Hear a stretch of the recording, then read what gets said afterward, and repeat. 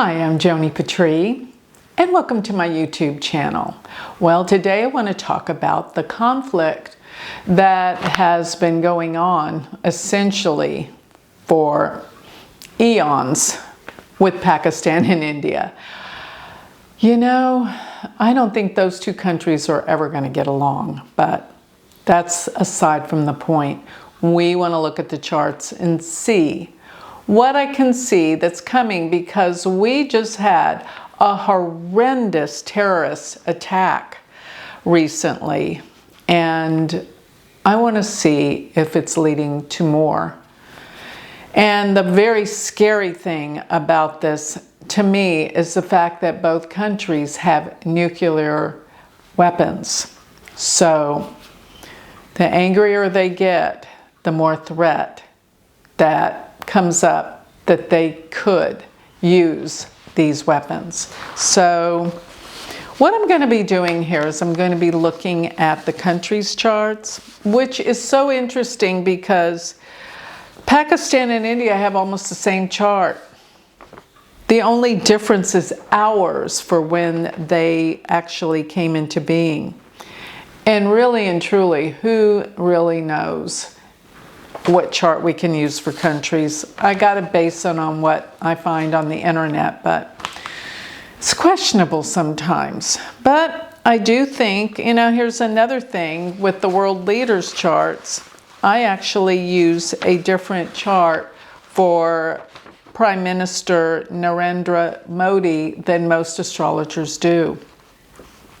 There was a big contention when I go to the site that I usually use, Astro Theme, for information. It says there is no birth time for him. But there are people who adamantly believe they have the birth time for him. I don't know. I mean, there was this contention way back when about him getting into office. And I was looking at his chart from the typical Scorpio ascendant that a lot of people use. But there was another ascendant, Libra, and I said, if he wins this election, that means he has a Libra ascendant, not Scorpio. So I use the Libra ascendant for Modi, okay? Now,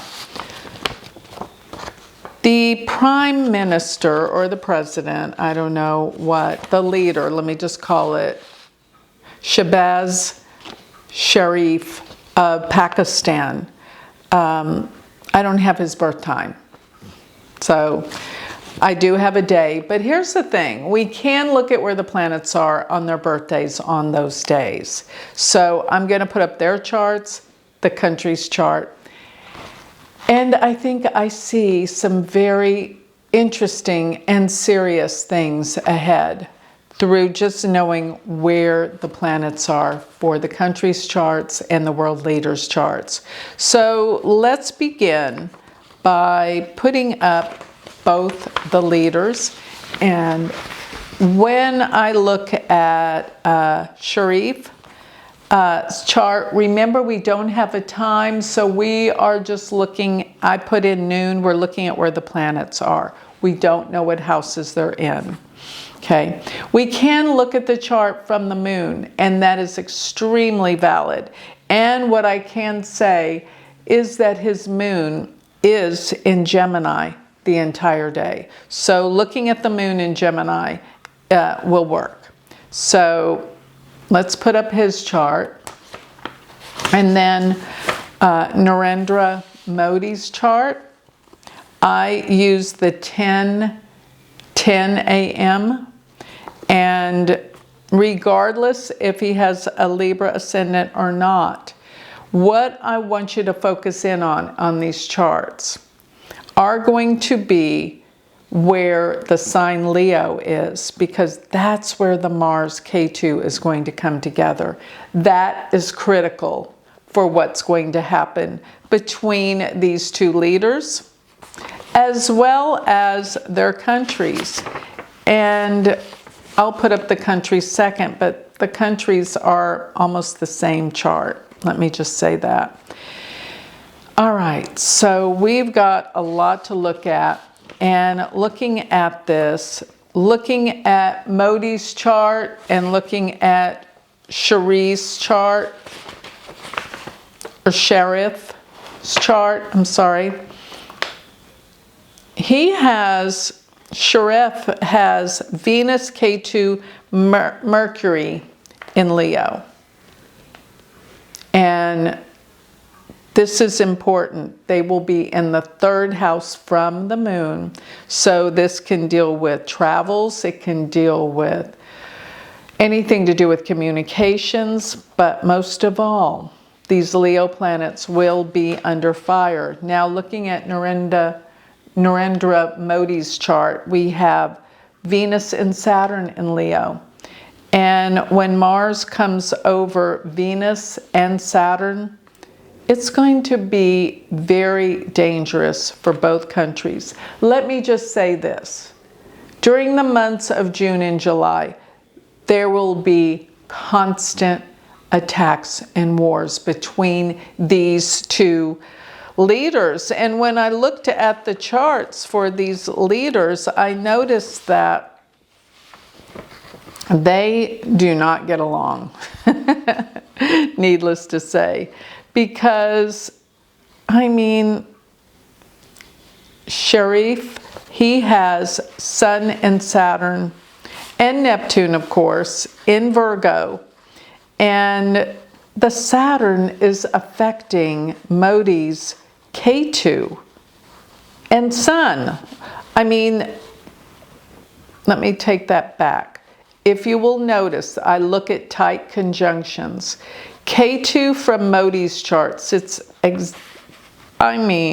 within a degree of Sharif's Sun. And K2 is loss. So loss to Sharif because Modi's K2 is on his Sun. Now, I noticed though that Modi, he has his moon in Scorpio. So, hey, you can look at his chart from the Scorpio Lagna, Scorpio ascendant, because, well, he's got the Mars moon together. And they're in Scorpio. He has a temper. He gets angry. Deep down, he doesn't show it so much, but he's got some deep core issues. And his Mars sits at 0 degrees. And let me just say, it pretty much aspects somewhere. We don't know the degree of Sharif's moon, but Mars by its 8th aspect is aspecting that. And here's another thing. You know, they're born pretty close together. One is in 1950 and the other one's in 1951. So their outer planets are very close. But looking at this, we have to pay attention to Rahu and K2. And when we look at Rahu and K2, I'm talking about from their natal charts. It's just like K2, Modi's K2 is on the Sun. This is karmic. There will be a loss for Sharif. And when I look at Rahu and K2 in Sharif's chart, placing it across the chart of Modi, we have K2 is just about exactly on Modi's Venus. So there will be some major attacks and wars. Absolutely.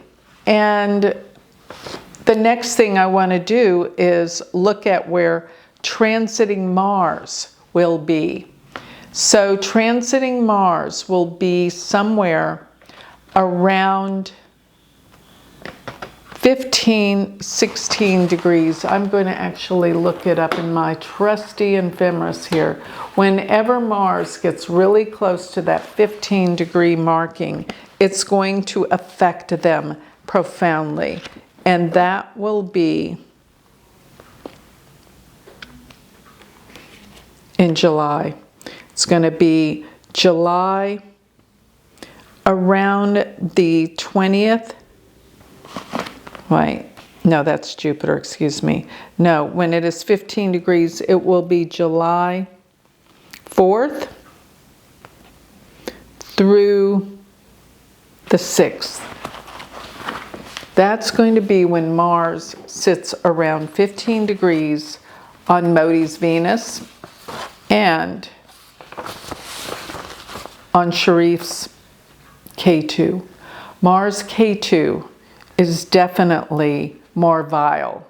So what I'm seeing, and we'll pull up the country's chart next, I think that India is going to retaliate on Pakistan, and Pakistan is going to suffer more than India is. That's what I see.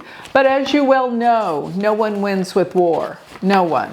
So this is the real issue.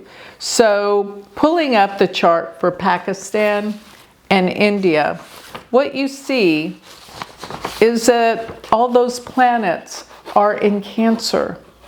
The big difference here is the moon, because you see one happens to be for India August 15th, 1947, but the time that's given was the beginning of the day. Now who knows if this is like midnight, right after midnight. And in Pakistan, it's 9:30 in the morning. Who knows which one's right? The day before. So yeah, it's within hours actually, but what is different is the moon. So looking at that, with all those planets in Cancer, we know that Jupiter is going to come into Cancer, but one thing is that Jupiter is going to be in Gemini. Therefore, for Pakistan, it's going to be crossing over their moon somewhere around August. And then in June of 2026, when Jupiter goes into Cancer and stays there, Jupiter will be aspecting the moon in the Indian chart for India. Here's what I say. I think there's going to be some horrendous event of attacks with Pakistan and India. I think India's going to come in with all force, and it is going to pretty much cause Pakistan to finally back down. And what I think will happen is, and you know what's interesting, around the time of the new moon,